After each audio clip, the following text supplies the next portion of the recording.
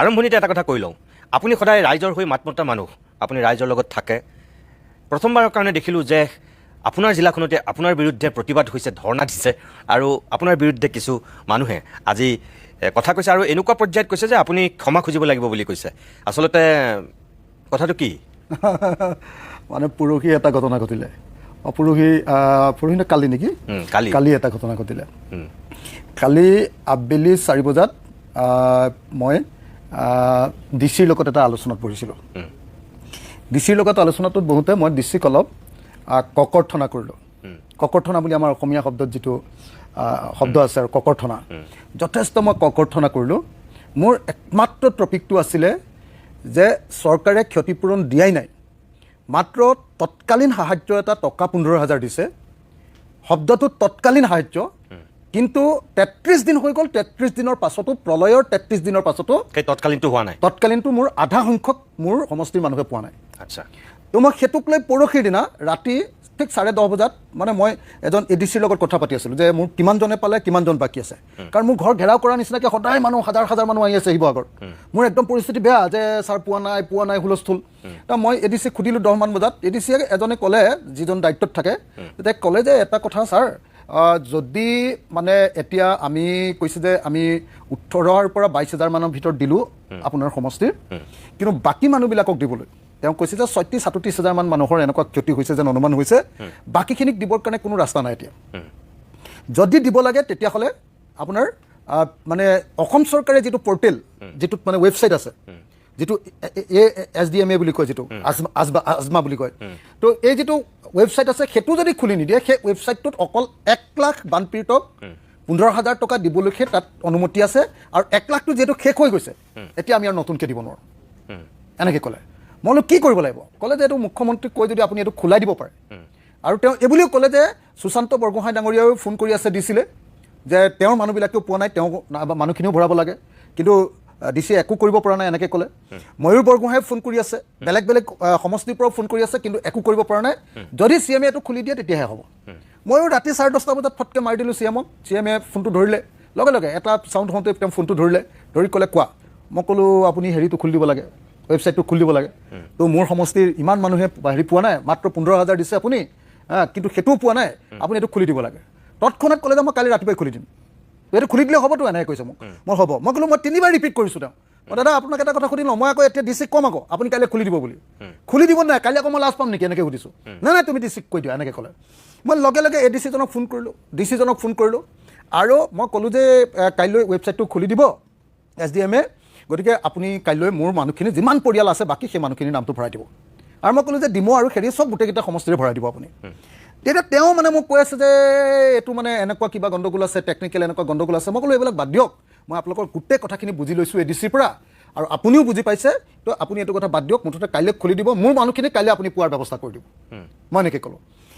তাৰপাছত ৰাতিপুৱা 10 বজাত মই অসমৰ মুখ্যমন্ত্ৰীলৈ হোৱাটছএপত মেছেজ দিলোঁ, দাদা খুলি দিলে নে নাই বুলি। তেওঁ য়েছ বুলি মোলৈ মেছেজ এটা দিলে, য়েছ বুলি। কিন্তু তাৰপাছত মই এডিচিক সুধিলোঁ খুলি দিলে নাই, কৈছে নাই খোলা। ঠিক 12:30 বজাত মোলৈ ফোন মাৰিছে CMA। মই সুধিলোঁ যে দাদা কিয় খুলি দিয়া নাই এতিয়ালৈকে আপুনি? ক'লে তোমালোকৰ ডিচিয়ে উল্টা পুল্টা কথা কৈ আছে, তোমালোকৰ ডিচিয়ে মানে নুখুলিলেও হ'ব বুলি কৈছে। মই বোলো কেলে? বোলে তোমাক মই হেৰি লগাই দিওঁ ৰ'বা, মই ডিচিকো হেৰিয়াত লাইনত লৈ লওঁ। ইফালে ডিচিক লাইনত লৈ ল'লে, মই আছোঁ, তেওঁ আছে। তো ডিচিয়ে কৈ আছে যে ছাৰ 8,000 মান মানে ৰিজেক্ট হৈছে, মানে বিভিন্ন কাৰণত, টেকনিকেল কাৰণত, সেইবিলাক যদি আমি হেৰি কৰি লওঁ তেতিয়াহ'লে মিলাই দিব পাৰিম। ইফালে মোৰ ইয়াতে খুব বেছি 18,000 পৰা 22,000 হৈছে, মানুহ সোমাব লাগে 37,000 মান, গতিকে 15,000 মান সোমোৱা নাই। সেই 15,000 বা 16,000 মানুহ সোমাবৰ কাৰণে আকৌ হেৰিয়াত মাত্ৰ 8,000 সোমাইছে, ডিমৌৰ নাজিৰাত সোমাইছে মোতকৈ কম। মোৰ যদি 22,000 সোমাইছে, তেওঁলোকৰ 18,000 নে কিমান সোমাইছে। তো মই ক'লোঁ যে এইটো কেনেকৈ সম্ভৱ? তেতিয়া তেওঁ ক'লে যে ঠিক আছে, তোক মই ডিচিয়ে তোলৈ ফোন কৰিব, এনেকৈ ক'লে। ডিচিয়ে ফোন কৰিলে, 4টা বজাত মিটিং ফিক্স হ'ল। 4টা বজাত যেতিয়া মই তেওঁক কৈছোঁ, তেওঁ আকৌ একেটা কথাকে কৈ আছে, কৈছে যে আমাৰ হাততে 8,000 মান আছে। মই ক'লোঁ দিবলৈ কিমান আছে? তেওঁ ক'লে দিবলৈ, ক'লে যে ইমানে পালে। মই ক'লোঁ মোৰ ফেমিলি কিমান লোকচান হৈছে? তেওঁলোকে নিজে ক'লে যে 46,000। 46,000 নহয়, তাতকৈ কম হৈছে অলপ, কিন্তু তেওঁলোকে নিজে ক'লে যে 46,000 ফেমিলিজ পাবলৈ আছে। মই ক'লোঁ যে 46,000 ফেমিলিজ পাবৰ কাৰণে এতিয়া পাইছে 22,000, বাকীখিনি মোক দিব লাগিব। আপোনাৰ আছে 8,000, কেনেকৈ দিব? সেইটো যদি পিছত পায়ো 8,000 গতিকে এইবিলাক প্ৰথমতে ঠিক কৰি লওঁ নহ'লে এইবিলাক নহয় আপুনি মোক পৰহিলৰ ভিতৰত এইটো দিব লাগিব CMA খুলি দিওঁতে আপুনি কিয় খুলিব নোখোজে এই বুলি মই ককৰ্থনা কৰিলোঁ কথাটো ইমানেই আচ্ছা আপুনি সেই কথাখিনি ৰেকৰ্ডিং কৰি আপুনি ৰাইজৰ মাজত বিয়পাই দিয়াটোক লৈও আপত্তি কৰিছে বহুতেই আৰু 2 নম্বৰ আনকি ডক্টৰ ৰণোজ পেগুৱেও আজি সেই সন্দৰ্ভত আপোনাক আনচিভিলাইজ শব্দটো ব্যৱহাৰ কৰি পেলাই কৈছে অখিল গগৈ এজন আনচিভিলাইজ ব্যক্তি বুলি কৈছে লক্ষ্য কৰোঁতে তাত সংবাদমেল পাতি আপোনাক তীব্ৰ ভাষাৰে সমালোচনা কৰিছে এজন IAS বিষয়াক কেনেকৈ মানে কথা ক'ব লাগে ন্যূনতম আপোনাৰ সেই সৌজন্যতাবোধ বা সেই সম্যক জ্ঞানখিনি নাই বুলি আপোনাক সমালোচনা কৰিছে আমাৰ জাতিটোৱে আমিবিলাকে অসমত এটা ডাঙৰ সভ্যতা গঢ়িছিলোঁ চিভিলাইজেশ্যন এতিয়া ৰণোজ পেগুৰ পৰা যদি মই যি মানে তায়ে আহোম সভ্যতা গঢ়িছিলোঁ সেই টাই ভাষাৰ মানুহজনে যদি সেই টাই আহোম মানুহজনে যদি মই এতিয়া ৰণোজ পেগুৰ পৰা নতুন চিভিলাইজেশ্যন শিকিব লাগে তেতিয়াহ'লেতো এইটো পেগু ডাঙৰীয়াৰ পৰা শিকিবলগীয়া চিভিলাইজেশ্যনটো অলপ বেলেগ হ'ব এটা দ্বিতীয় কথা মোৰ কাৰণে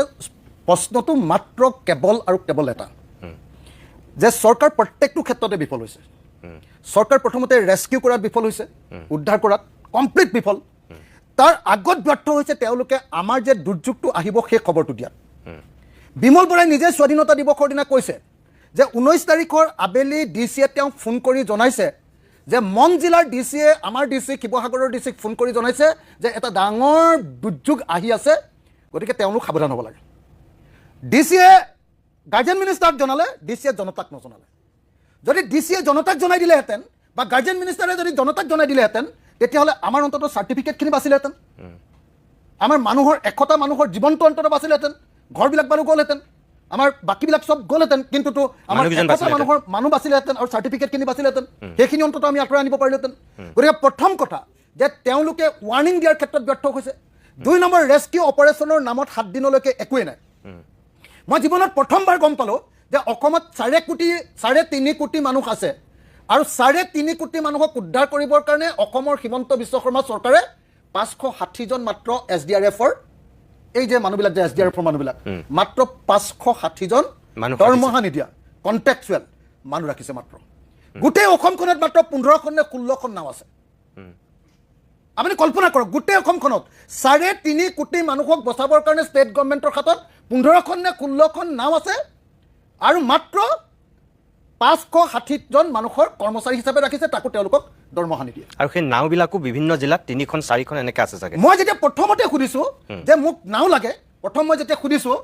মই যেতিয়া কৈছোঁ যে দাদা তেওঁ সুধিছে তোমাক কিমান নাও লাগে CMA মই কৈছোঁ মোক 40খন নাও দিয়ক গোটেই অসমতে 40খন নাও নাই এনেকৈ কৈছে 11খন নাও নগাঁৱৰ পৰা গৈ আছে ৰ'বা গুৱাহাটীৰ পৰা গৈ আছে নগাঁও পাইছেগৈ এনেকৈ কৈছে মোক তাৰমানে আপুনি নিজে কল্পনা কৰক কাইলৈ যদি বৃহৎ নদী বান্ধৰ কাৰণে গুৱাহাটীত যদি ডাঙৰ বানপানী উঠে গোটেই গুৱাহাটীত ডাঙৰ বানপানী উঠে তেতিয়াহ'লে গোটেই অসমত থকা 560 জন মানুহে অকল গুৱাহাটী মানুহখিনিক উদ্ধাৰ কৰিব পাৰিবনে ইয়াত ক'ৰবাত এখন প্লেটফৰ্ম আছেনে যে গুৱাহাটী মানুহখিনি বিপদৰ পৰা ৰক্ষা পাবৰ কাৰণে এটা চিল্টাৰ ল'ব পাৰিব তাৰ কাৰণে কিবা এটা ছিষ্টেম আছেনে ফাৰ্ষ্ট কথা এইবাৰ দুৰ্যোগটোৱে প্ৰমাণ কৰি দিলে যে অসম চৰকাৰ একেবাৰে দুৰ্যোগৰ কাৰণে সাজু নহয় বিফল 2 একদম মানে খেদি কৰিব নোৱাৰিলে ৰেস্কিউ কৰিব নোৱাৰিলে মানুহ উঠাই আনিব নোৱাৰিলে মই 100 বছৰীয়া মানুহক ৰাতি 8:30 9টা বজাত এনেকৈ নিজে কান্ধত লৈ আহিছোঁ মানুহ উদ্ধাৰ কৰিব না 7 দিনলৈকে একদম হাত দাঙি দিলে একো নাই মই কৈছোঁ নহয় ক'তো কোনেও উদ্ধাৰ কৰিবলৈ কোনো ব্যৱস্থা নাই এনে লেটেং পেটেংকৈ নাও কেইখনমান লৈ আছে প্ৰত্যেকটো ঠাইত ইফালৰ পৰা চৰাইদেউৰ পৰা ফোন আহিছে ইফালৰ পৰা নাজিৰাৰ পৰা ফোন আহিছে আমুকৰ ফোন আহিছে গোটেই গুৱাহাটীৰ মানুহবিলাকে ফোন কৰিছে অখিল এইটো মানুহক বচা মোৰ হাতত এখন নাও নাই বেলেগ সমষ্টিৰ মানুহৰ কাৰণেও মোৰ হাতত এখন নাও নাই তো পৰিস্থিতি এইটো তাৰপিছত ৰিলিফ অপাৰেশ্যন নায়েই যদি সেই টেবুলখনত উঠি নিদিলোহেঁতেন মোক এতিয়া চবে অভদ্ৰ কৈ থাকে যে তই টেবুলত উঠি দিছ তই সংসদীয় ব্যৱস্থাত তই এনেকুৱা একদম সাংঘাতিক কাম এটা কৰি দিলি মই যদি সেইদিনা টেবুলত উঠি নিদিলোহেঁতেন অসমৰ মানুহে এনেকৈ ৰিলিফ দিবলৈ গ'লহেঁতেন নেকি অসমৰ মানুহে ইমান ডাঙৰ দুৰ্যোগ বুলি গম পালেহেঁতেন নেকি হিমন্ত বিশ্ব শৰ্মাই নিউজ লাইভত বহি এটা ধুনীয়াকৈ এটা টক শ্ব' কৰি দিলেহেঁতেন আৰু অসমৰ মানুহে ভাবিলেহেঁতেন যে এইটো এটা সাধাৰণ বানপানী ইমান ডাঙৰ 1750 চনত তেনেকুৱা এটা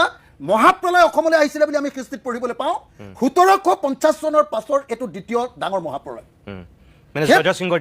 হয় তাৰপাছত আৰু নাই ইমান ডাঙৰ প্ৰলয় তাৰপাছত হোৱা এই ডাঙৰ প্ৰলয়টোক যেতিয়া খোল না ৰেস্কিউ কৰিব পাৰে না ৰিলিফ দিব পাৰে একোৱেই নাই তাৰপিছত তাৎক্ষণিক খাদ্য দিম বুলি ক'লে 15,000 টকা মই হুলস্থুল লগাই আছোঁ যে 10 লাখ টকাকৈ দিব লাগিব ক্ষতিপূৰণ তেতিয়া মই মোৰ হুলস্থুলৰ কাৰণে 15,000টো 25,000 কৰি দিলে শিৱসাগৰৰ চৰাইদেউত এতিয়ালৈকে সেই 15,000টো মোৰ সমষ্টিৰ আধা মানুহক দিয়া নাই মই যেতিয়া ডিচিক কওঁ, ডিচিয়ে বিভিন্ন পাক লগায়। ডিচিয়ে মানে মুখ্যমন্ত্ৰীক তেল মাৰিব লাগে যে তেওঁৰ ছিষ্টেমৰ ভিতৰতে তেওঁ যে 1 লাখ মানুহৰ কাৰণে খুলি দিছে, সেই 1 লাখৰ ভিতৰতে আপোনাক কৰি দিম নহয়, এইটো বুজাব লাগে মানে ডিচিয়ে। ভাল মানুহ হ'ব লাগে মানে, গুড মেন, বুজিছেনে? য়েছ মেন। তো এইটো হ'বৰ কাৰণে মানে মোৰ কৰি নিদিয়ে। আৰে ভাই, মই 24 ঘণ্টা মানুহৰ মাজত আছোঁ। মানুহ ইমান পানীত আছে, ইমান পানীত আছে, ইমান বোকাত এতিয়া আছে। মানুহৰ ঘৰৰ একমাত্ৰ যিটো সম্পত্তি, আটাইতকৈ ডাঙৰ সম্পত্তি বিচনাখন, সেইখনো কমপ্লিটলি বোকা। বোকা মানে পলকেৰে পুতি পেলালে, পলকেৰে একদম কমপ্লিট পুতি পেলালে। অসমৰ মুখ্যমন্ত্ৰীক সেইকাৰণে মই হাতে ধৰি একদম বোকাৰ এখন ঘৰলৈ লৈ যাম বুলি ভাবি আছিলোঁ। সেইদিনা মোক আপোনালোকে বহুতে সমালোচনা কৰি আছে, বহুতে কৈছে যে অখিল গগৈ তেল মাৰি দিলে। মই তেল চেল একো মনা নাছিলোঁ, বাইকটো ভালকৈ চালে আপোনালোকে দেখিব। মই তেওঁক বাধ্য কৰিলোঁ একদম পানীত নমাই দিবৰ কাৰণে, বাধ্য কৰি দিলোঁ। তেওঁলোকেতো কি কৰে, একদম ডাইৰেক্টলি হেৰিয়াত নামেগে হেলিকপ্টাৰত গৈ তেওঁলোকক একদম ৰেড কাৰ্পেট পাৰি দিয়ে। মই বুদ্ধি কৰি মই ঠিক কৰি থৈ দিছোঁ, এইটো ঠাইত আৰু এইটো ঠাইত তেওঁক পানীত নমামি মই। এইমতে মই পানীত ডুবাই দিছোঁ। তেওঁ নিজে নমা নাছিলে, ক'ত নামিছে? তেওঁ হেৰিয়াতে নাছিলে। চাওক আপোনালোকে নিজৰ অফিচিয়েল হেৰিয়াত চাওক। নাই নহয়, মই কৈ আগদিনা ৰাতিপুৱা কি কৰিছোঁ, আগদিনা হেৰি কৰিলোঁ, পিছদিনা ৰাতিপুৱাই মই কি কয় তাতে পীযুষ হাজৰিকাই ডিউটি মাৰি আছেগেতো, পীযুষ হাজৰিকাই ক'লোঁ যে চিএমক ফোনটো লগালে মই দাদাক ক'লোঁ যে চিএমক ক'লোঁ যে দাদা হেৰি কি কয়, আপুনি কিন্তু মোৰ এই 2খন স্কুল একদম গাৰ্লছ কলেজ একদম লগতে, শিৱদৌলৰ লগত আৰু এখন স্কুল এনেকুৱা হৈ আছে, তাত সোমাব লাগিব। তেওঁ কৈ দিলে হ'ব বুলি। লগে লগে মই পীযুষ হাজৰিকাক ক'লোঁ ডিচিক ফোন কৰ, এই মাত্ৰ প্ৰগ্ৰেমৰ ভিতৰত ভৰা। লগে লগে ডিচিক ফোন কৰিলে, ডিচিক ফোন কৰি লৈ গ'লোঁ। মই লৈ গৈ মানুহজনেও কি হৈ গ'ল যে মই যে সেইকেইদিন হেৰি কৰি আছোঁ, মানুহে মোক বিৰাট বেছিকৈ প্ৰশংসা কৰি আছে, গতিকে সেই প্ৰশংসাটো কমাব লাগে। গতিকে মোতকৈ বেছি জোৰে জাপ মাৰি দিলে পানীত হিমন্ত বিশ্ব শৰ্মাই। আপোনালোকে দেখিছিলে নে নাই? তো তাৰ ফলস্বৰূপে কি হৈ গ'ল, অন্তত পক্ষে তেওঁ বুজি আহিলে যে আচলতে পানী স্কুল এখনত ইমানলৈকে উঠিছে। মই তাৰপিছত দিব খুজিছিলোঁ একদম বোকাৰ ঘৰ এটাত, মই সোমোৱাই দিলোঁহেঁতেন, তেওঁ ওলাব নোৱাৰিলেহেঁতেন, ইমানলৈ মই ভৰাই দিলোঁহেঁতেন। মই নিব খুজিছিলোঁ, কিন্তু তেওঁ নগ'ল। তেওঁ আগতে ফিটিং কৰি য'ত যাব লাগে তেনেকৈ নাও ফিটিং কৰি থৈ দিছে। আৰু ক'ত মানুহ তেওঁলোকৰ বিজেপি মানুহ গোটাব লাগে আগতে গোটাই লৈ গামোচা চামোচা ফিটিং কৰি থৈ দিছে। তো তেওঁ নগ'ল। তো নহ'লেতো মই সেইদিনা বোকাত ভৰাই দিলোঁহেঁতেন। বোকাত ভৰাই দিয়াৰ সতেই গম পালেহেঁতেন যে একচুৱেলি মানুহৰ বিচনাৰ ওপৰত এতিয়া কঠীয়া গজি আছে। বিচনাৰ ওপৰত কঠীয়া গজি আছে দেই, মই কৈ দিলোঁ আপোনালোকক। বিচনাৰ ওপৰত কঠীয়া গজি আছে। বিচনাৰ যে এখন কি কয়, বিচনাখন য'ত ভিতৰত তুলিও সোমাই থ'ব পাৰি, এখনক কি বুলি কয়, বক্স পালেংখন যিখন, তাৰ ভিতৰত এনেকে একদম হেৰি কঠীয়া গজি আছে এতিয়া মানুহৰ ঘৰত। সেই পৰিস্থিতি যি বুজি পোৱা নাই, সেই মানুহবিলাকে মোৰ চেণ্টিমেণ্টটো বুজি নাপায়। মই কিয় টেবুলৰ ওপৰত উঠিছোঁ আৰু মই কিয় ডিচিক এনেকৈ ককৰ্থনা কৰিছোঁ। মোক আজি বোলে IAS অফিচাৰবিলাকৰ এছ'চিয়েশ্যনে বোলে মোক ধমকি লগাইছে, মোক বোলে সকিয়নি দিছে। মই IAS অফিচাৰ এছ'চিয়েশ্যনক অনুৰোধ কৰিছোঁ, আপোনালোকৰ প্ৰেচিডেণ্ট ছেক্ৰেটাৰী কোন আছে মোক নাজানো, আপোনালোকৰ IAS এছ'চিয়েশ্যনৰ প্ৰেচিডেণ্ট আৰু ছেক্ৰেটাৰী মোৰ লগত আহক। আপোনাক মই মোৰ গাঁৱৰ মগৰাহাটৰ এখন গাঁও বা পাণবেচাৰ এখন গাঁও বা যিকোনো এটা পঞ্চায়তৰ মই এখন গাঁৱলৈ আপোনাক লৈ যাম, আৰু কেনেকুৱা মানুহৰ ঘৰৰ ভিতৰত এতিয়ালৈকে কিমান বোকা আছে তাত এবাৰ ভৰাই দিম। তাৰপাছত আপুনি আপোনাৰ ডিচিজনক তেনেকৈ গালি পাৰে নে নাই আপুনি নিজে গম পাব। তাৰমানে আপুনি ক'ব বিচাৰিছে যে আপুনি একদম প্ৰেক্টিকেলি ফিল্ডত নামি যিখিনি পৰিৱেশ দেখি আছে সেই মানুহখিনি হৈ আপুনি মাত মাতিব, তাত কোনোবা IAS অফিচাৰ কোনোবাই বেয়া চেয়া পায় সেইবিলাক কোনো খাতিৰ বাতিৰ কৰিবলৈ নাই। আৰে মই কৈছোঁ নহয়, মোক যিবিলাক মানুহ ছাপৰ্টাৰ আছিলে সেইদিনা CMক মই তেনেকৈ কোৱাৰ কাৰণে মোক বেয়া পাই গ'ল। CMক মই এইকাৰণে কৈছোঁ যে মোৰ 60% মানুহৰ 60% ৰাস্তা ভাগি গৈছে, 80% মানুহৰ ঘৰত মোৰ পানী উঠিছে। মই বুজাব লাগে CMক যে পৰিস্থিতিৰ গভীৰতা কিমান। সেইটো কাম কৰিবলৈ যাওঁতে যেতিয়া পানীত জাপ মাৰি দিছে, মই সেইটো বেয়া কাম বুলি ক'ম নেকি? মই তেওঁক বাধ্য কৰাইছোঁ, সেইকাৰণে মই ভাল কাম বুলি কৈছোঁ। এইটো বৰ ভাল কাম কৰিছে, জাপ মাৰি দিছে এনেকৈ কৈছোঁ। সেইটো আকৌ মই CMক তেল মৰা বুলি কৈ দিলে। মই CMক কেতিয়াবা তেল মৰা মানুহ নেকি? আপোনালোকে নিজে জানে মই কেনেকৈ কওঁ, মোৰ সমান তেনেকৈ কোৱা মানুহ পৃথিৱীত আছে যদি। সেইকাৰণে মই স্পষ্টকৈ এটা কথা ক'ব কৈছোঁ যে হিমন্ত বিশ্ব শৰ্মা চৰকাৰখনে ৰিলিফ দিব নোৱাৰিলে, হিমন্ত বিশ্ব শৰ্মা চৰকাৰখনে উদ্ধাৰ কৰিব নোৱাৰিলে, হিমন্ত বিশ্ব শৰ্মা চৰকাৰখনে আগতে জাননী দিব নোৱাৰিলে, হিমন্ত বিশ্ব শৰ্মা চৰকাৰখনে এতিয়ালৈকে তৎকালীনভাৱে যিটো সাহায্য ঘোষণা কৰিলে মাত্ৰ 15,000, সেই টকাটো এতিয়ালৈকে আধাকে দিব পাৰিলে, আধাক দিব পৰা নাই। আজি ডিচিক পৰহি যেতিয়া মই সুধিছোঁ, কালি যেতিয়া মই সুধিছোঁ ডিচি সাহেবক যে ডিচি ডাঙৰীয়া আপুনি কওকচোন যে মোৰ সমষ্টিত টোটেল কিমান ফেমিলি ডুবিলে, তেওঁতো নাজানে। একচুৱেলি আপোনাৰ সমষ্টিত টোটেল এফেক্টেড হোৱা মানুহৰ সংখ্যাটো আচলতে কিমান? মোৰ সমষ্টিৰ টোটেল ফেমিলি আছে 48,662 টোটেল ফেমিলি। তাৰ ভিতৰত প্ৰায় 37,000 ফেমিলিৰ মোৰ পূৰা পানীত ডুবি গৈছে। মানে 48,000 ফেমিলিৰ ভিতৰত 37,000 ডুবিছে, মোৰ ডুবি গৈছে। মোৰ সমষ্টিৰ আপোনাৰ 17টা পঞ্চায়তত 80%ৰ পৰা 100% ডুবিছে। 17টা পঞ্চায়ত, টাউনখনৰ কিমানটা পঞ্চায়ত, পূৰা 6টা ৱাৰ্ড পূৰা মই কৈছোঁ নহয় 95% ডুবিছে, 6টা ৱাৰ্ড। এনেকুৱা পৰিস্থিতি। আপোনাৰ সমষ্টিত এতিয়া এনেই মুঠ জনসংখ্যা কিমান? মুঠ জনসংখ্যা মানে ভোটাৰ আছিলে 2,19,000 ভোটাৰ অ'কে মোৰ তাত ফেমিলি আছে 48,662 সেই 48,662ৰ ভিতৰত 37,000 ফেমিলি ডুবি গ'ল তাৰ ভিতৰত 18,000 পৰা 22,000 এতিয়ালৈকে হেৰি দিছে তাৰমানে আপোনাৰ 90% মানুহে আপোনাৰ ডুবিছে 80% মান 85% মান 85 মান ডুবিছে এতিয়া সেই মানুহবিলাকে মোক 24 ঘণ্টা মই আপোনাক ক'লো যে এই সময়খিনিৰ ভিতৰত মই 6 কোটিৰ পৰা 7 কোটি টকা মানুহৰ মাজত বিলাইছোঁ মোৰ জীৱনৰ যদি ৱাইফৰ কিবা ইনকাম আছিলে সেইটো লৈ গৈছোঁ মোৰ ঘৰৰ পৰিয়ালৰ ককাইদেউ নবৰ ঘৰত যি জমা আছিলে সেইখিনিও লৈ গৈছোঁ অৰ্কিড পাৰ্কৰ মোৰ বাকচে চাকচে য'ত যিমান আছিলে সেইবিলাকো লৈ গৈছোঁ মোৰ যিমান বন্ধুবৰ্গ আছে চবকে মই ব্লেকমেইল কৰিছোঁ যে তই যদি এতিয়া নিদিয় মোৰ লগত আৰু তোৰ সম্পৰ্ক নাই 7 কোটিমান টকা মই নগদ এনেকৈ মানুহৰ মাজত বিলাই দিছোঁ আপোনাক ৰাইজে সহায় কৰিছে উপায় নাই মানে মানুহে পইচা দিছে এইবিলাক মোৰ যিখিনি নিছোঁ মই কিমান খুব বেছি 2.5 কোটি টকা নিজে জেনেৰেট কৰিছোঁ আৰু বাকী মানুহে দিছে বাকীখিনি পইচা গোটেই পইচা মোৰ এক পইচা নাই আজি যেতিয়া ঘৰলৈ সোমাই আহিছোঁ সোমাই সেই ঘৰ ভাড়া এটা দিবলৈ মোৰ বাকী আছিলে 11,000 টকা সেইটো শ্ৰীমতীৰ পৰা খুজিছোঁ যে দেচোন মোৰ হাতত 1 টকাও নাই 300 টকা আছে তই 11,000 টকাটো দেচোন তাইৰ পৰা লৈছোঁ মালিকক দিছোঁ ঘৰ ভাড়াটো তাৰপিছত মই আপোনাৰ ইয়ালৈ ওলাই আহিছোঁ তো গতিকে মই এটা কথা স্পষ্ট কৰি দিওঁ যে অসম চৰকাৰ সকলো ক্ষেত্ৰত ব্যৰ্থ হৈছে অসম চৰকাৰে 15,000 টকা দিবৰ কাৰণে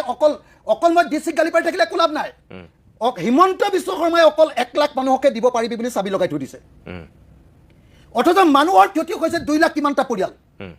তাৰমানে কি তেওঁ ভিতৰি বেলেগ কৰিছে বাহিৰত বেলেগ কৰিছে নেকি সেইটোকে জানিবা মই যিহেতু তেওঁ ভাবি আছে যে মই বিৰাট ডাঙৰ আন্দোলন এটা কৰিম গতিকে মোলৈ ভয় খাই আছে তেওঁ গতিকে মই কৈ দিলোঁ যে আপুনি খুলি দিয়ক নহ'লে কিবা কিবি হ'ব কিন্তু তেতিয়া তেওঁ কি কৰিলে এইটো খুলি দিব বুলি ক'লে ডিচি এতিয়া কয় যে না আপোনাক এইটো ভিতৰতে মিলাই দিম নহয় ছাৰ মই নহয় আপোনাক হয়তো মুখ্যমন্ত্ৰীয়ে কওঁতে কৈছে কিন্তু মনে মনে চাগে ডিচিক আকৌ বেলেগ ধৰণে কৈছে ডিচিক যদি বেলেগে কৈছে তেতিয়াহ'লে ডিচিক গালিটো হিমন্ত বিশ্ব শৰ্মাৰে গালি খাইছে একেটা গালি মই তাৰমানে যিটো ডিচিক গালি পাৰিলোঁ বা ককৰ্থনা কৰিলোঁ সেইটো হিমন্ত বিশ্বকে পাৰিলোঁ তেতিয়াহ'লে তেওঁ যদি 2 নম্বৰী কৰিছে কথাটোতো সেইটো ন মোৰ কাৰণে মানুহৰ এই সমস্যাটো মোৰ জীৱনৰ অংশ এওঁলোকৰ কাৰণে মই বেছি পাব্লিচিটি পাইছোঁ বুলি তেওঁলোকে গৈ পানীত জাপ মাৰি দিছেগৈ তেওঁলোকৰ কাৰণে নাটক মানে কি বানপানীক লৈ ক'ৰবাত কম্পিটিশ্যন হ'ল নেকি পুৰা কম্পিটিশ্যন আপুনি চাওক এই সময়খিনিত গাৰ্জেন মিনিষ্টাৰ নামৰ বিমল বৰা নামৰ এজন মানুহ আছে তেওঁ বেলেগ ক'লেও যোৱা নাই অকল শিৱসাগৰ সমষ্টিত বহি আছে তেওঁ 2খন ডিষ্ট্ৰিক্টৰ গাৰ্জেন মিনিষ্টাৰ ক'লেও যোৱা নাই অকল শিৱসাগৰ সমষ্টিত যে অখিল গগৈ হিমন্ত বিশ্বই কৈছে যে অখিল গগৈ বেছি পাব্লিচিটি পাইছে ইউটিউবাৰে তাৰ কথা বেছিকৈ কিবা ৰিল বনাইছে তাত নিদিবি তই নিজে বনাই দে 24 ঘণ্টা তাত ৰৈ আছে মই আপোনাক সোধা কথাই আছিলে মাজতে আপোনালোক দুজনৰ মাজত পুৰা একদম সাপ নেউলৰ দৰে সম্পৰ্ক এটা হৈছে বিমল বৰা আৰু আপোনাৰ মাজত হিমন্ত বিশ্ব শৰ্মাক যেতিয়া সাংবাদিকে সুধিছিল তেতিয়া কৈছে যে এজন অভিভাৱক মন্ত্ৰী আনজন তাৰ স্থানীয় বিধায়ক আৰু দুইজনৰ মাজত অকণমান কম্পিটিশ্যন হ'বই আৰু সেই কম্পিটিশ্যনটো যোগাত্মক হ'লে ভাল আৰু তেখেতে কিন্তু ভালকৈ কৈছিলে মানে কি কৈছিলে জানা নাই তেখেতে মোক এই সময়ত বেয়াকৈ ক'ব নোৱাৰে কাৰণ জানে যে মই মানুহৰ লগত যি ধৰণে ইনভলভ হৈ আছোঁ মোক বেয়াকৈ কোৱা মানে গোটেই আপাৰ অসমৰ মানুহে বেয়া পোৱা গোটেই অসমৰ মানুহে চেঞ্চিটিভ মানুহবিলাকে বেয়া পোৱা গতিকে তেওঁ এজন টেঙৰ বুদ্ধিয়ক মানুহ মানে আপুনি যিখিনি কষ্ট কৰি আছিল গোটেই অসমৰ মানুহে যিহেতু দেখি আছিল আৰে আপোনাক মই ক'লোঁ নহয় যদি মই টেবুলত নুঠিলোহেঁতেন হয় যদি মই তেনেকৈ ঘূৰি মোৰ ফেচবুক আৰু মিডিয়াত নিদিলোহেঁতেন এইটো অসমৰ ইমানকণ সমস্যা বুলি হিমন্ত বিশ্ব শৰ্মাই ধুনীয়াকৈ আপোনালোকক বুজাই দিলেহেঁতেন আপোনালোক মিডিয়াবিলাককো বুজালেহেঁতেন বুদ্ধিজীৱীকো বুজালেহেঁতেন অসমৰ মানুহকো বুজালেহেঁতেন মই তেওঁৰ গোটেই অংকত পাল্টা কৰি দিলোঁ মই গোটেইখন খেলি মেলি কৰি দিলোঁ গতিকে তেওঁ মোক মিনিমাইজ কৰিবৰ কাৰণে বহাই দিলে হেৰিয়াত বিমল বৰাই কি কৰিলে চাই য'ত বিজেপিৰ মানুহ আছে বিজেপিৰ মানুহৰ হাতত ৰিলিফটো দি পঠিয়াই আৰু অকল বিজেপিৰ ফেমিলিক দিবলৈ দিয়ে এই যে বিজেপিৰ পৰা যে এইটো মেখেলা চাদৰ গৈছিলে মেখেলা চাদৰ কিমান শিৱসাগৰ মানুহে পালে সোধকচোন আপুনি এতিয়াও সেই মেখেলা চাদৰ টোপোলা এতিয়াও তেওঁলোকৰ ৱাৰ্ড মেম্বাৰৰ ঘৰত এতিয়াও জমা হৈ আছে বুজিছেনে তো বিমল বৰাই কি কৰিছে যে এই বস্তুবিলাক তেওঁলোকৰ নিজৰ মানুহৰ ঘৰত জমা কৰি ৰাখিছে আৰু তাৰ বিৰুদ্ধে যেতিয়া স্থানীয় মানুহে ধৰিছে বিমল বৰাই যিজনে প্ৰতিবাদ কৰিছে তেওঁক জেলত ভৰাই দিছে মই উল্টাই বিমল বৰাক দম দিছোঁ মইতো ডিচিক কি দম দিছোঁ বিমল বৰাক তাতকৈ 1000 গুণ ডাঙৰকৈ দম দিছোঁ মই ক'ত তই ইয়াত ইমান ডাঙৰ দাদা ওলাবলৈ আহিলি শিৱসাগৰত যে তই নিজে গোটেই বস্তুবিলাক লুকুৱাই দিছ ৰিলিফত অহা বস্তু তাৰ বিৰুদ্ধে মানুহে প্ৰতিবাদ কৰিছে আৰু সেই প্ৰতিবাদ কৰা মানুহটোক তই জেলত ভৰাইছ তাৰমানে বানপানীক লৈ ৰাজনীতি হৈছে নেকি 100% ৰাজনীতি হিমন্ত বিশ্ব শৰ্মাই কৰিছে আৰু কেৱল এটাই বস্তু মনত ৰাখিব দেই এবাৰ 10% ৰিলিফে অসম চৰকাৰে দিছে 90% ৰিলিফে দিছে জনতাই মানুহে ইউটিউবাৰে বাহিৰৰ পৰা অহা মানুহে সাধাৰণ মানুহবিলাকে সব 90% ৰিলিফে দিছে মই একদম খাটাংকৈ ক'ব পাৰোঁ যে হিমন্ত বিশ্ব শৰ্মা চৰকাৰ নথকা হ'লে হিমন্ত বিশ্ব শৰ্মা মানে এই মেনেজ মাষ্টাৰ নথকা হ'লে এই দুৰ্যোগটোৰ পৃথিৱীৰ এটা অত্যন্ত ডাঙৰ দুৰ্যোগ ৰূপে পৰিগণিত হ'লে হা যিমানকণ কৰিব পাৰিছোঁ সিমানকণ উলিয়াইছোঁ নহ'লেতো এই যে বাহিৰৰ নেশ্যনেল মিডিয়া চিডিয়াবিলাক কেলৈ আহি গ'ল নেশ্যনেল কি কয় আপোনাৰ ইউটিউবাৰবিলাক কেলৈ আহি গ'ল এইবিলাকতো চব নাইকিয়া কৰি দিলেহেঁতেন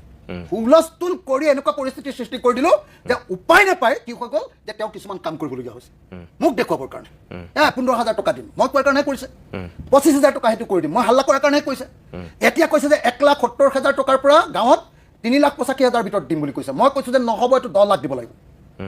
তাৰ কাৰণে 25 তাৰিখৰ দিনা গণসমাৱেশ দিছোঁ শিৱসাগৰত আৰু চাব যে গণসমাৱেশ দিয়াৰ পাছতো যদি এইটো বৃদ্ধি নাপায় তেতিয়াহ'লে দেখিবলৈ পাব যে এইটোক লৈ ইমান ডাঙৰ আন্দোলন হ'ব যে হিমন্ত বিশ্ব শৰ্মাৰ গাড়ী মই কপাই দিম মই আজি আপোনাক কৈ থৈ গৈছোঁ হয় নে নহয় আপুনি নিজে চাবলৈ কোন তাৰিখে দিছে গণসমাৱেশ 25 তাৰিখৰ দিনা গণসমাৱেশ দিছোঁ এখন বহুত ডাঙৰ নিদিওঁ 5,000 পৰা 10,000 মানুহৰ গণসমাৱেশ দিছোঁ কাৰণ এই সময়ত মানুহৰ হেৰি হৈ আছে মানুহ বিপদত আছে মই 5,000 পৰা 10,000 মানুহৰ গণসমাৱেশ দিছোঁ তাৰ পাছত মই 3খন জিলা ভ্ৰমণ কৰিম মানুহৰ প্ৰত্যেকৰ অৱস্থা চাম আৰু তাৰ পাছত মই প্ৰত্যেক জিলাৰ পৰা মানুহ লৈ আহি হিমন্ত বিশ্ব শৰ্মাৰ ঘৰৰ আগত বহি থাকিম 1 লাখ মানুহ লৈ আহি মই হিমন্ত বিশ্ব শৰ্মাৰ ঘৰৰ আগত বহিম আৰু সেইদিনা হিমন্ত বিশ্ব শৰ্মাই গম পাব যে 15,000 টকাটোক লৈ যে খেলা কৰি আছে ডিচিৰ লগত যে তেওঁ মিতিৰালি কৰি যায় 15,000 টকাটো এতিয়া পৰিয়ালবিলাকক দিয়া নাই মোৰ সমষ্টিৰ এটা মানুহে 15,000 নাপাওক মই হিমন্ত বিশ্ব শৰ্মাৰ খোৱা পানীত বিধ ঢালো নে নাই তেওঁ নিজে গম পাব ঠিক আছে বাৰু মই আকৌ আহিম আপোনাৰ কাষলৈ অকণমান আপোনাক মই ৰখাম অকণমান সময়ৰ কাৰণে অভিমতত বাণিজ্যিক বিৰতি লৈ ল'ম আপুনি সেই পানীত নমা কথাটোক লৈ যিটো কথা কৈছিল সেইটোক লৈ চাগে আপোনাক কিছুমান মানুহে সমালোচনা কৰিছিল মোৰ যিমান দূৰ মনত আছে যে আপুনি 70 বছৰত এনেকুৱা চিফ মিনিষ্টাৰ দেখা নাছিলোঁ এনেকুৱা বুলি আপুনি কৈছিল আনকি কংগ্ৰেছেও সেইটোক লৈ ৰিয়েক্ট কৰিছিল যে তৰুণ গগৈ ডাঙৰ পানীত নমাৰ কিছু ছবি উলিয়াই দি পেলাই আপোনাক তেওঁলোকে কৈ দিছিল তৰুণ গগৈ ডাঙৰীয়া ছেক্ৰেটেৰিয়েটতে নামিছিলে মই নাজানো কংগ্ৰেছৰতো কিন্তু এটা কথা দিয়ে মই আপোনাক কওঁ মই হিমন্ত বিশ্ব শৰ্মাক পুৰা গালি দিছোঁ হিমন্ত বিশ্ব শৰ্মা মোৰ কাৰণে এতিয়া ভিলেইন মোৰ সমষ্টিৰ মানুহক এতিয়ালৈকে 15,000 দিয়া নাই 25,000 দিয়া নাই আজি এখন তুলি দিছে এখন তুলিৰ নামটো মামা তুলি তুলিখনৰ ভিতৰত একো তোলা চোলা নাই বিচাৰে নাই তোলা চোলা নাই এই আমাৰ যে কথা বুলি কওঁ আমি কেথা বুলি কওঁ যে আমাৰ কথা এই কথাখনৰ নিচিনা এনেকৈ হাতে ধৰিলে মাজতে মানে তুলিখন এনেকৈ দাঙি দিব পাৰি এনেই আপুনি আমাৰ তুলিখন দাঙিব পাৰিব নেকি এখন 2 কেজি 3 কেজি মানৰ নহয় মই আপোনাক এতিয়া ক'ব যোৱা কথাটো আছিল মই খালি নহয় কংগ্ৰেছৰ কথা এটা কৈ লওঁ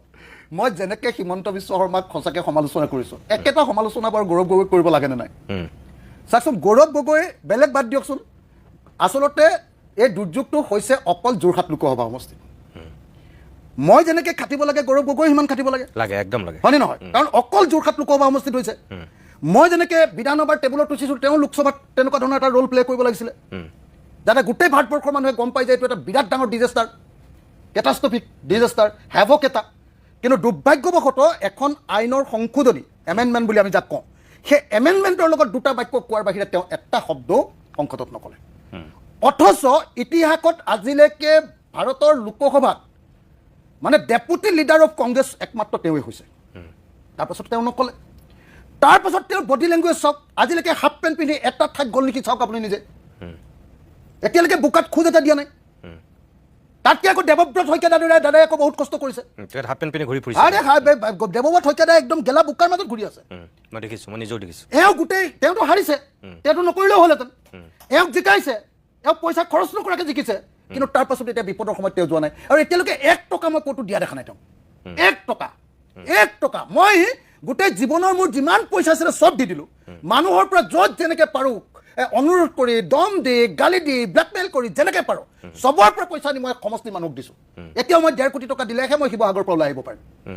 কাৰণ চব মানুহক যে দিছোঁ কিছুমান পৰিয়াল থাকি গৈছে মোৰ সৰ্বমুঠ পৰিয়াল একচুৱেলি যদি আপুনি চাই যে ঘৰৰ ভিতৰত যদি চৌকাবিলাক যদি চাই চৌকাবিলাক চালে মোৰ সৰ্বমুঠ পৰিয়াল 51,949টা আছে তাৰ ভিতৰত যদি একেলগতে মানে ৰেচন কাৰ্ড চাই তেতিয়াহ'লেতো 48,662টা এই যে 51,949টা মানে 52,000 পৰিয়াল আছে মই 52,000 পৰিয়ালৰ ভিতৰত এই যে 37 বা 38,000 মানুহৰ ক্ষতি হৈছে তেওঁলোকক এতিয়াও 10,000 মান মানুহক মই এই 1,000 টকাটো যে দি আছিলোঁ বা 2,000 টকা দিছিলোঁ সেইটো মই দিবলৈ বাকী আছে সেইটো নিদিয়ালৈকে মই শিৱসাগৰ এৰিব নোৱাৰোঁ গতিকে তাৰপিছত এটা মই প্ৰজেক্ট লৈছোঁ যে আশ্ৰয় মিছন আশ্ৰয় এই মিছন আশ্ৰয়টোত কি কৰিছোঁ আপোনাৰ পৰা ল'ম দেই 5 লাখ টকা মোক আপুনি দিব লাগিব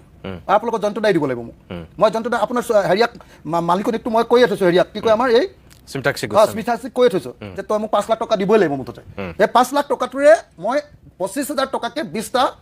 এখন গাঁৱত ঘৰ বনাই দিম এখন গাঁৱত ঘৰ পকা চুকাৰা কোটা টিং আৰু হেৰি কি কয় আপোনাৰ ৰূপটাছটো এইটো যে বনাই দিম তেনেকুৱা মই এখন গাঁৱত তুলি দিম তাৰমানে এডপ্ট কৰিব পাৰিব আৰু সেইখন গাঁৱৰ লগত সেইজন মানুহৰ বা সেইটো পৰিয়ালৰ সদায় এটা সম্পৰ্ক থাকিব এই কামটো কৰাই দিছোঁ মিছন আশ্ৰয়ত মই কেঁচা ঘৰ আৰু পকা ঘৰ বনাবৰ কাৰণে চেষ্টা কৰিছোঁ এই যে কামবিলাক যে মই কৰিছোঁ এই কামটো একচুৱেলি কোনে কৰিব লাগিছিল মই বিধানসভাৰ এতিয়া মই যিটো MLA ফাণ্ড পাওঁ এইবাৰ 1.5 কোটি পাম আগতে 1 কোটি পাইছিলোঁ সেইটো মই টোটেলি এইটো কামত খটুৱাম কিন্তু এতিয়ালৈকে আমাৰ সাংসদজনে 1 টকা এতিয়ালৈকে ক'ৰবাত এতিয়ালৈকে তেওঁ MP ফাণ্ডৰ পৰাই হওক বা তেওঁ পকেটৰ পৰা হওক চিফ মিনিষ্টাৰ পুতে কমেওতো 500 কোটি টকা আছে হা কিন্তু 1 টকা এতিয়ালৈকে ক'ৰবাত দিছেনে আপুনি দেখিছেনে ক'ৰবাত অকণমান ভৰিত বোকা লগা দেখিছেনে আপুনি এইটো দুৰ্ভাগ্যজনক হয়নে নহয় হিমন্ত বিশ্ব শৰ্মাকতো মই হাতত ধৰি টানি নি পানীত পেলাই দিছোঁ কিন্তু মইতো হেৰিয়া কৰা নাই এতিয়ালৈকে গৌৰৱ গগৈ মই সমালোচনাও কৰিছোঁ এতিয়ালৈকে দুবাৰ তাৰ পাছতো তেওঁ এতিয়ালৈকে বোকাত নমাই নাই সেইকাৰণে মই এটা কথা আপোনালোকক খাটাংকে কওঁ যে হিমন্ত বিশ্ব শৰ্মা সাংঘাতিক টেঙৰ আৰু ছয়তান মানুহ তেওঁ ভাবি আছে যে এইকেইদিন অখিলে যি কয় তাকে মই মানি ল'ম তেতিয়া সেই বস্তুটো ঠাণ্ডা হৈ যাব কিন্তু ময়ো আকৌ তেওঁ যদি ডালে ডালে ময়ো পাতে মোৰ কথাটো খাটাং যে যিদিনালৈকে একচুৱেল ক্ষতিপূৰণ নাপাব তেতিয়ালৈকে ময়ো কিন্তু হিমন্ত বিশ্ব শৰ্মাক কাঢ়ি নিদিওঁ তাৰ কাৰণে কোনোবা DCয়ে গালি পাৰে তাৰ কাৰণে কোনোবাই আন্দোলন কৰে তাৰ কাৰণে মোক IAS অফিচাৰবিলাকৰ ইউনিয়নে মোক গালি দিয়ে আৰু মোক বয়কট কৰে যি কৰে কৰি যাব পৃথিৱীখন যদি লুটিও খাই যায় তথাপিও মোৰ এই 3খন জিলাৰ প্ৰত্যেকটো পৰিয়াল যাৰ ঘৰত পানী সোমাইছে তেওঁলোকে যদি ক্ষতিপূৰণটো নাপায় তেতিয়াহ'লে মই হিমন্ত বিশ্ব শৰ্মাৰ কলিজা খাই দিম মই আপোনাক ক'বলৈ যোৱা কথাটো আছিল সেইটোৱে আপুনি অকণমানকৈ চুইছিলে যে কংগ্ৰেছৰ ফালৰ পৰা আপোনাক সমালোচনা কৰিছে যদিও আপোনাৰ আৰু কংগ্ৰেছৰ দেৱব্ৰত শইকীয়াৰ মাজত এটা বস্তু মিল আছিল কি দেৱব্ৰত শইকীয়াই যিখিনি কথা কৈছে এই শেহতীয়াকৈ অহা যিটো বান বা বিভীষিকা আহিল তাৰ যিটো উৎস তেখেতে বহুত দিনৰ আগতেই কৈছিল একেটা কথাই কিন্তু আপুনি প্ৰথমখন যেতিয়া এই বান অহাৰ পিছত যিখন আপুনি ফাৰ্ষ্ট সাংবাদিক সম্বোধন কৰি যিখন সংবাদমেল আপুনি শিৱসাগৰৰ পৰা দিছিল আপুনি তাতো সেই কথাকেইটাই কৈছিল আৰু আপুনি কৈছিল যে মোক আৰু অলপ সময় লাগিব মই অধ্যয়ন কৰিব লাগিব এতিয়া 1 মাহ হৈ গ'ল আপুনি নিজাববীয়াকৈ আপোনাৰ ফালৰ পৰা মই চৰকাৰৰ কথাটো কোৱা নাই যে যিখিনি আপুনি অনুসন্ধান চাগে কৰিলে কিবা এটাতো আপুনি কৰিছে যে সঁচাকৈ পৰৱৰ্তী সময়তো আমি গম পালোঁ যে ক্লাউড বাষ্টৰ কথা যিটো কৈছিল বা নাগালেণ্ডত হোৱা অত্যাধিক বৰষুণৰ কাৰণে পাহাৰ খহি অহাৰ পৰা ধৰি যিখিনি কথা আমি গম পালোঁ তাৰ বাহিৰেও আপোনাৰ মতে সঁচাকৈ এইটোতো যোৱা 100 বছৰত নোহোৱা এটা ঘটনা ন আৰু আপুনি নিজেই কৈছে কিছু সময় পূৰ্বে জয়ধ্বজ সিংহৰ দিনত 1750ত যিটো হৈছিল জয়ধ্বজ সিংহৰ দিনত হোৱা এটা তেনেকুৱা দুৰ্যোগ আছিল তাৰপিছত আৰু এনেকুৱা দুৰ্যোগ হোৱা নাই সঁচাকৈ আমিও এই উজনি অসমত এই 3খন জিলাত 100 মানুহ মৰা এইটো আমাৰ জীৱনত প্ৰথম ঘটনা দেখিছোঁ আমি এনেকুৱাকৈ মোক এতিয়া আপুনি কওকচোন যে আচলতে এই প্ৰলয়টোৰ মানে অত্যাধিক বৰষুণৰ কাৰণে হ'ল নে সঁচাকৈ নদী খনন প্ৰকৃতি ধ্বংস কয়লা খননৰ পৰা আৰম্ভ কৰি তাত একোটা যে হ্ৰদ সৃষ্টি হৈ থাকিল সেইবিলাক একেবাৰে ধাহিমুহি নামি অহাৰ কাৰণে এই ভয়ংকৰ এই শান্ত দিশৌখনে এনেকৈ এটা ভয়ংকৰ ৰূপ ধাৰণ কৰিলে কোনটো মানে এইটোৰ ওপৰত মই একদম চিৰিয়াছলি এটা টিম পঠিয়াই তাৰপিছত এই ওপৰত গৈ যে ফটো লৈ এখন কি বুলি কয় ড্ৰোন লৈ এটা টিম পঠিয়াই চাইণ্টিফিক ষ্টাডি এটা কৰাইছিলোঁ একচুৱেলি কিয় হ'ল আৰু তাৰ কাৰণে মই নিজে IITৰ প্ৰফেচাৰ গুৱাহাটী ইউনিভাৰ্চিটিৰ প্ৰফেচাৰ ডিব্ৰুগড় ইউনিভাৰ্চিটিৰ প্ৰফেচাৰ আৰু মোৰ বাহিৰত থকা বন্ধু কিছুমানৰ পৰা একচুৱেল তথ্যটো ল'ব খুজিছিলোঁ যে একচুৱেলি এই যিটো ক্লাউড ব্ৰাষ্ট বুলি কয় এইটোনো কি বস্তু তেতিয়া মই গম পালোঁ যে একচুৱেলি ক্লাউড ব্ৰাষ্ট মানে হ'ল যদি এটা ঘণ্টাত 100 মিলিমিটাৰ বৰষুণ হয় এইটোক কয় ক্লাউড ব্ৰাষ্ট কিন্তু সেইদিনা 19 তাৰিখৰ দিনা আচলতে নাগালেণ্ডত বৰষুণ হৈছিলে 1 ঘণ্টাত নহয় 24 ঘণ্টাত 137 মিলিমিটাৰ গতিকে IMDয়ে কৈছে ইণ্ডিয়ান মেট্ৰলজিকেল ডিপাৰ্টমেণ্টে কৈছে যে এইটো ক্লাউড ব্ৰাষ্ট মুঠেও নহয় এইটো হিমন্ত বিশ্ব শৰ্মাই সৃষ্টি কৰি লোৱা ক্লাউড ব্ৰাষ্টে এইটো মিছলীয়া হিমন্ত বিশ্ব শৰ্মাৰ কল্পকাহিনী এইটো 1 নম্বৰ কথা 2 নম্বৰ মই এখন ইণ্টাৰনেশ্যনেল পেপাৰ পঢ়িলোঁ ইণ্টাৰনেশ্যনেল পেপাৰখন মই সেইদিনা হাৰিয়াত দিছিলোঁ আজি লৈ আহিবলৈ থাকি গ'ল ইণ্টাৰনেশ্যনেল পেপাৰখনত পৃথিৱীৰ 7খন দেশৰ আটাইতকৈ ডাঙৰ বিজ্ঞানীবিলাকে সেই পেপাৰখনত কৈছে যে একচুৱেলি নাগালেণ্ডত সেই জিলাখনত যিটো বৰষুণ হয় সেই বৰষুণৰ গোটেই হিষ্ট্ৰীটোৰ তালিকাখন দি দিছে যে সেইদিনা খোৱা বৰষুণটো কোনো পধ্যে কোনো বছৰে খোৱা বৰষুণতকৈ বেছি নহয় আচ্ছা এইটো মিছা কথা বুলি কৈছে যে আগতেও বৰষুণ হয় তাতকৈ বেছি বৰষুণ হয় কিন্তু সেইদিনা অলপ কমেই বৰষুণ হৈছিলে কিন্তু তেওঁলোকে 5টামান কাৰণ দেখুৱাইছে যে বিভিন্ন ধৰণৰ তেওঁলোকে গছ কটা কিবা কিবি তেওঁলোকে চাইণ্টিফিক শব্দ ব্যৱহাৰ কৰিছে মই তাৰ পৰীক্ষা কৰিবলৈ টিম পঠিয়াই দিছিলোঁ নিজৰ পইচা খৰচ কৰি নাগালেণ্ডলৈ পঠিয়াই দিছিলোঁ নাগালেণ্ডলৈ যেতিয়া পঠিয়াই দিওঁতে তেওঁলোকে প্ৰথম ক'লে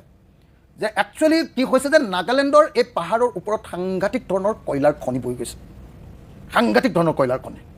আৰু কয়লাৰ খনি খানিবৰ কাৰণে এইখন যে দিশৌ নামি আহিছে এই দিশৌখনত মানে দুইখন দিশৰ দুইটাৰ পাৰৰ পৰা কয়লা আনিবৰ কাৰণে এই দিশৌখনৰ ওপৰত 5টা এনেকুৱা কফাৰ ডেম শিলেৰে নিৰ্মাণ কৰিছে বান্ধ নদীখন ভেটি লৈছে তাৰমানে 5টা ঠাইত এই 5টা ঠাই দি তাৰমানে হেৰি ডাম্পাৰবিলাক আৰু হেৰিবিলাক অহা যোৱা কৰে আৰু সেইবিলাকে কয়লাবিলাক অনা নিয়া কৰে তো এই যে অনা নিয়া কৰিবৰ কাৰণে 5টা যে ডেম হেৰি বনাই লৈছে ডেম যে বনাই লৈছে বান্ধ বনাই লৈছে এই 5টা ডেমৰ কাৰণে দিখৌ নদীখনৰ ওপৰৰ ভাগটোত পানীটো জমা হৈ গৈছে বহুদিন ধৰি মানে এই গোটেই বাৰিষা কালৰ গোটেই পানীখিনিয়ে ওপৰৰ ভাগত জমা হৈ গৈছে সেই কেটছমেণ্ট এৰিয়াটো সেই গোটেই এৰিয়াটো 350 কিলোমিটাৰমান হ'ব পাৰে বুলি মোক বিভিন্নজনে কৈছে যে এই গোটেই এৰিয়াটোতেই গোটেই পানীটো জমা হৈ আছে সি নিজে এটা ডাঙৰ ৰিজাৰ্ভাৰ যেনেকৈ ডেমবিলাক বনালে সেইটো বনাই লৈ এই কফাৰ ডেমটো বনাই লৈ ৰিজাৰ্ভাৰটো বনাই সেই ৰিজাৰ্ভাৰটো এটা তাৰমানে তেহেঁতি নিজে আৰ্টিফিচিয়েল ৰিজাৰ্ভাৰ এই কয়লা খননৰ কাৰণে বনাই পেলালে 5টা এনেকুৱা ডেম তাৰপাছত কি কৰিলে গোটেই দুইটা চাইডে দিখৌৰ দুইটা চাইডে গোটেই কয়লা খনন কৰি পেলালে এটা এৰিয়া নাইকিয়া কৰি পেলালে নাইকিয়া কৰি তাত এইটো ইতিমধ্যে দেখুৱাইছে বিশেষকৈ প্ৰাণজিৎ শইকীয়া আছাম টকৰ যিজন এডিটৰ তেওঁ খুব ভালকৈ দেখুৱাইছিলে যে তেওঁ আৰু মোৰো তাৰপিছত হেৰি ইয়াত আহি গ'ল পুৰা কি কয় এইটো এইখনত ওপৰৰ পৰা লোৱা হেৰিখনত আৰু ড্ৰোনখনত মই আজি আচলতে লৈ আহিব পাৰিলোহেঁতেন আপোনালোকে ভিডিঅ'কেইটা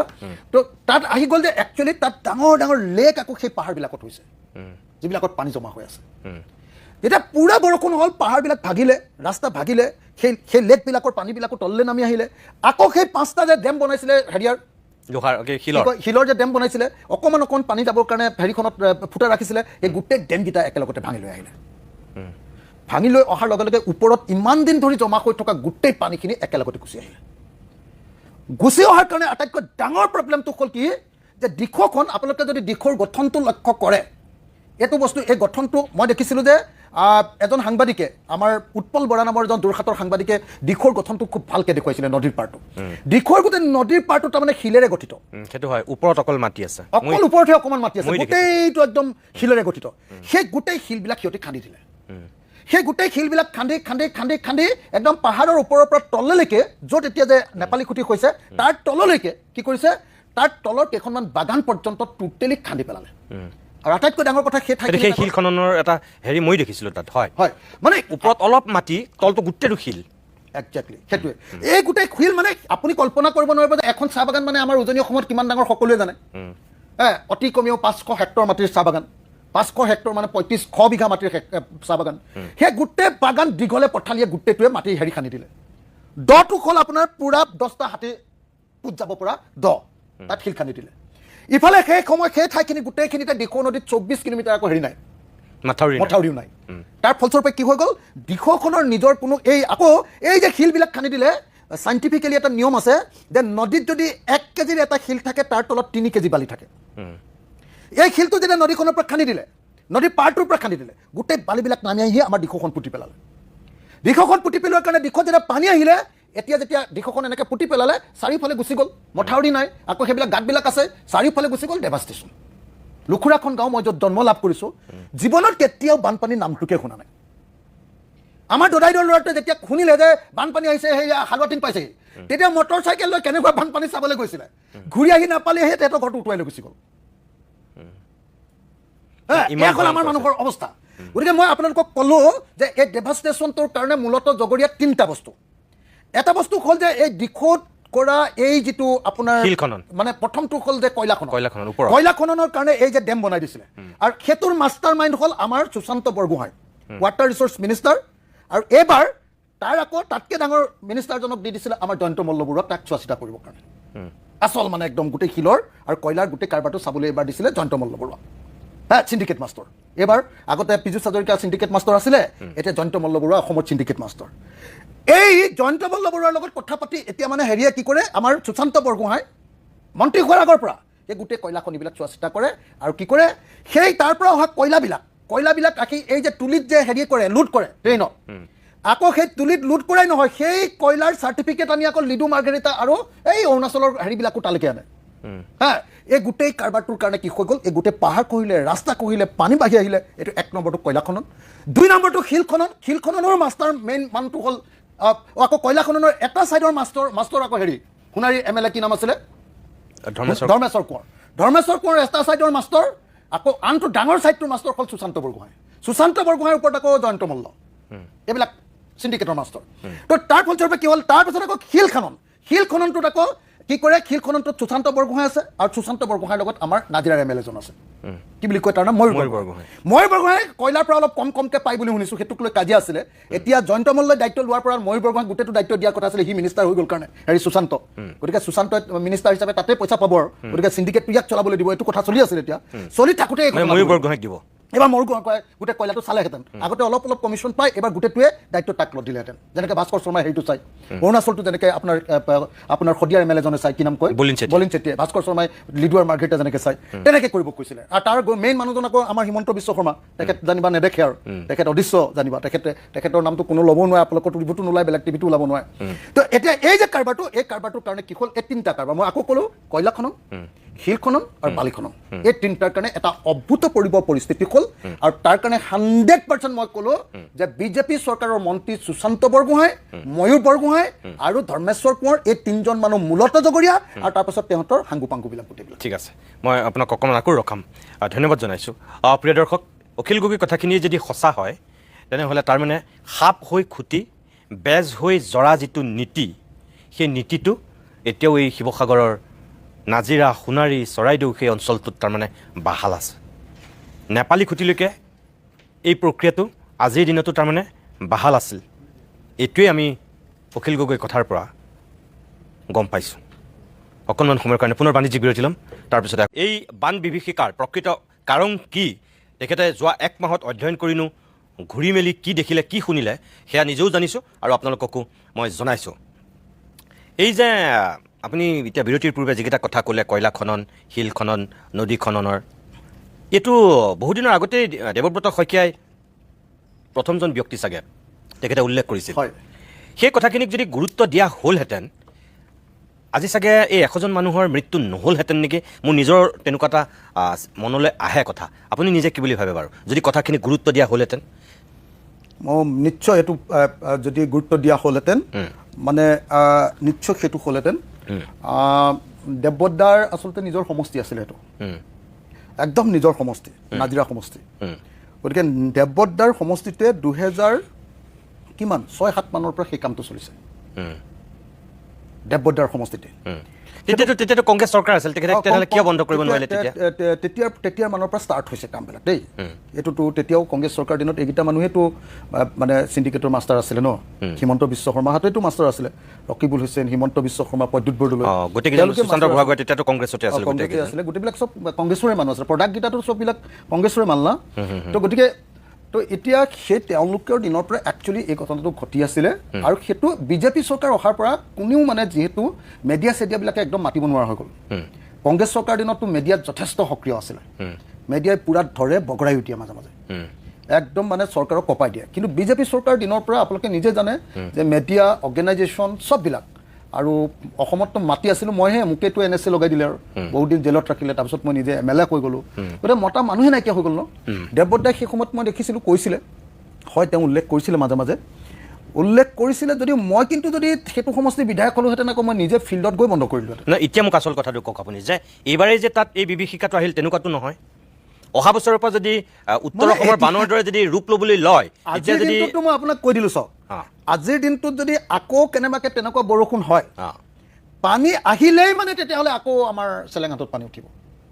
পানী আহিলেই আকৌ শিৱসাগৰ টাউনত পানী উঠিব কাৰণ আগৰ ৰাস্তাখিনিতো পূৰা আগৰ নদীৰ হেৰিখিনিতো এতিয়ালৈকে হেৰি হোৱা নাই মথাউৰিটোতো বনোৱাই নাই 124 কিলোমিটাৰ মথাউৰি পূৰা খোলা আছে গতিকে যেনি তেনি পানী আহিব আৰু যেনি তেনি আহি আকৌ এইটো এটা হেৰিয়াত পৰিণত হ'ব গতিকে এই সময়ত চৰকাৰৰ কাৰণে আটাইতকৈ গুৰুত্বপূৰ্ণ যিকেইটা কাম আছিলে যিকেইটা কাম মই ভাবোঁ কৰিব লাগে 1 নম্বৰ কামটো কৰিব লাগিছিলে যে তেওঁলোকে যিটো একদম তাৎক্ষণিক সহায় যিটো কৰিম বুলি কৈছিলে 25,000 টকা এইটো তাৎক্ষণিকভাৱে এদিনতে দি দিব লাগিছিলে কিন্তু দুৰ্ভাগ্যৰ কথা আজি হিমন্ত বিশ্বকো যদি সোধে তেতিয়াহ'লেও তেওঁ কেইটা ফেমিলি ইয়াতে ক্ষতিগ্ৰস্ত হৈছে তেওঁৰ হাতত এতিয়াও হিচাপ নাই এইবিলাক ফাং ফুং কথা কৈ আছে ডিচিৰ হাততো নাই চিফ ছেক্ৰেটাৰীৰ হাততো নাই হিমন্ত বিশ্ব শৰ্মাৰ হাততো নাই কেইটা ফেমিলি তেওঁলোকে কেনেকৈ হিচাপ উলিয়াইছে জানে মোৰ হাঁহি উঠে তেওঁলোকে মোক কৈছে যে আমি হিচাপটো কেনেকৈ উলিয়াইছোঁ জানো মই কৈছোঁ কেনেকৈ কৈছে সেইদিনা কিমান মানুহৰ ঘৰত ইলেক্ট্ৰিচিটি কাটি দিছিলে তাৰ ওপৰত উলিয়াইছোঁ আমাৰ শিৱসাগৰ জিলাত সেইদিনা 99,000 কিমান 100 মানুহৰ ঘৰত মোৰ লগত তথ্যটো আছেই ইলেক্ট্ৰিচিটি কাটিছিলে সেই দুদিনত মানে সেই মানুহৰ সংখ্যাটো সেই শিৱসাগৰত 1 লাখ মানুহ ক্ষতিগ্ৰস্ত হৈছে বুলি সিহঁতি জানে এতিয়ালৈকে না গাঁওবুঢ়াৰ পৰা হিচাপ আনিছে না ৱাৰ্ড মেম্বাৰৰ পৰা হিচাপ আনিছে, না মণ্ডল পঠুৱাই হিচাপ আনিছে, না কোনোবা ছাৰ্ভেয়ৰ টিচাৰক পঠিয়াই লৈ হিচাপ আনিছে, কোনো ধৰণৰ ছাৰ্ভে নাই। না মোৰ কথাটো হ'ল আপোনাৰ সমষ্টিতে ধৰি লওক, বেলেগৰ কথা মই নকওঁৱেই, শিৱসাগৰ সমষ্টিত মানে বিজুলী সংযোগ নথকা মানুহ নাই নেকি ঘৰো? নাই, তেনেকৈ নাই, আজিকালিতো কমি গ'ল আৰু। মোৰ সমষ্টিটোত 5 ঘৰ নে 6 ঘৰ আছিলে, মই সেই কেইঘৰকো দি দিলোঁ। গতিকে মোৰ সমষ্টিটোত 100% বিজুলী আছে। সেইটো এনে কৈ লাভ নাই। আজিকালি বিদ্যুৎ নথকা মানুহৰ ঘৰ প্ৰায় নাইকিয়া হৈ গৈছে। কিন্তু এতিয়া কথাটো হ'ল সেইটো অলপ কাৰ্বি আংলঙতহে বোধহয় তেনেকুৱা ধৰণৰ আছে, উত্তৰ কাছাৰতহে তেনেকুৱা আছে। এইটো হ'ল ভিতৰুৱা জেগাৰ কাৰণে। আৰু ভিতৰুৱা তাকো আজিকালি কি হৈছে, নতুন নতুন ঘৰ কিছুমান যে ঘৰ ভাঙি ইটো ঘৰ ভাঙি সিটো নতুনকৈ গৈছে, তেনেকুৱা ঠাইবিলাকতহে আছে। বেছিভাগ নহ'লে কানেক্টেড হৈ গৈছে। ৰাজীৱ গান্ধী হেৰিটো যে আনিছিলে তেতিয়া গ্ৰাম্য বৈদ্যুতিকৰণৰ পাছত। তো গতিকে সেইটো মিছা কথা কৈ লাভ নাই। এতিয়া কথাটো হ'ল যে আপুনি ক'ব বিচাৰিছে গভৰ্ণমেণ্টে সেই ইলেক্ট্ৰিচিটি কটাৰ যিটো হিচাপ, আজি মই আপোনাৰ ইয়ালৈ অহাৰ আগত মই আকৌ চিঅ'ৰ পৰা হিচাপটো লৈছোঁ। চিঅ'ই মোক হিচাপটো দিছে যে একচুৱেলি আমাৰ গোটেই জিলাখনত তেওঁৰ হাতত সমষ্টি হিচাপো নাই। মই কালি ডিচিক যেতিয়া সুধিছোঁ, আপুনি মোক কওকচোন মোৰ সমষ্টিটোত কিমান ঘৰ পৰিয়াল লোকচান হ'ল কওকচোন। কৈছে মই কেনেকৈ জানিম? নাই হিচাপে নাই, বুজা নাই। হিমন্ত বিশ্ব শৰ্মাৰ ওচৰতো নাই, সঁচাকৈ ডিচি হাতত নাই নেকি? 100% নাই। কালি মই ডিচিৰ লগত সুধিছোঁ। এইটোতো বৰ ডাঙৰ কথা তেনেহ'লে। তাৰপিছত এডিচি যিজন আমাৰ হেৰি কি কয় আপোনাৰ কি কয় ডিজাষ্টাৰ মেনেজমেণ্ট পামে, তেওঁ সুধিছোঁ, নাই। তাৰপিছত আৰু এডিচি এই যিজন কি কয় হেৰিয়াৰ দায়িত্বত আছে এতিয়া এই ছাৰ্ভেটোৰ, তেওঁ সুধিছোঁ, তেওঁ নাজানে। একদম কাৰো হাতত নাই, হিমন্ত বিশ্ব শৰ্মাৰ হাততো নাই। আপুনি এই মুহূৰ্তত মই ফোন লগাই দিম এতিয়া কোনোবা এজন মন্ত্ৰীক, সোধক আপুনি কোনো কাৰো হাতত নাই। আজিৰ দিনটোলৈকে সেই কামটোৱে কৰা নাই। প্ৰথম মই আপোনাক কৈ লৈছোঁ কথাকেইটা, একদম আটাইতকৈ যিকেইটা কাম কৰিব লাগিছিলে। 1 নম্বৰ কথাটো হ'ল যে ৰিলিফটোতো চৰকাৰে দিব নোৱাৰিলে, তাৰপিছত ৰেস্কিউ কৰিব নোৱাৰিলে, সেইটো তাক গ'ল। ফাৰ্ষ্ট মিনিমাম 2 লাখতকৈ বেছি, মোৰ মতে 2,58,000টামান পৰিয়াল লোকচান হৈছিলে যদি আমি হেৰিয়াক ধৰোঁ, কি কয় আপোনাৰ গোলাঘাটক ধৰোঁ। এই 2,58,000টা পৰিয়ালক লগে লগে 15,000 প্লাছ 10,000টো দি দিব লাগিছিলে। এইটো 1 মিনিটত কৰি দিব লাগিছিলে, যাতে মানুহবিলাকে গৈ এই তুলিখন আৰু বিচনাখন কিনি ল'ব পাৰে আৰু বোকাখিনি যাতে অকণমান হ'লেও আঁতৰাই ল'ব পাৰে। এইটো 1 নম্বৰ। 2 নম্বৰ, তাৰপিছত কি কৰিব লাগিছিলে যে ছাৰ্ভেয়ৰবিলাকক ভালকৈ ট্ৰেইনিং দি, এতিয়াতো ফাঁকি মাৰি যেনে তেনে একোতো কৰিব পৰা নাই।